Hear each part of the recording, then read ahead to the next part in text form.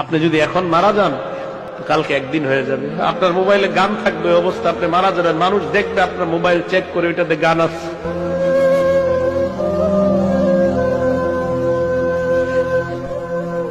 আপনি এখন মারা গেলে মানুষ আপনার মোবাইলে চেক করে দেখবে এটাতে গান আছে, সিনেমা আছে।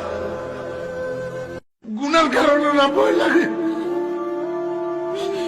গুনার জন্য না ভয় লাগে। যদি আল্লাহ কয় গুনাহ মাফ করে দিছি, আমি ফরিদুদ্দিন কথার কসম করে কইলাম, আমি এক মুহূর্ত এই দুনিয়াতে না থাকলে আমার কোনো পরোয়া নাই, কোনো বিবি বাচ্চা, কোনো দুনিয়া, কোনো সম্পদ, কোনো কিচ্ছুর পরোয়া নাই। আমার আল্লাহ আমারে মাফ করে দি, এখন উঠাই নিলে আমি লাভবাই কথা আদায় কেন।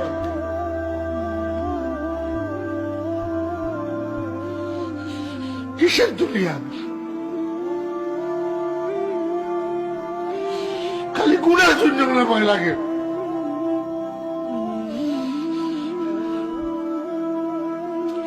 ইমানদারের কিসের করোনা ভাইরাস? ইমানদারে কেমনে করোনা ভাইরাসের ভয় করে? করোনা ভাইরাসের ভয় করা মানে মৌতকে ভয় করা, মৌতের ভয় করা এই মুনাফিকের আলামত। নওজোয়ান, তোমার মতো বয়সীও তো কত মানুষ কবরে আছে, আছে না?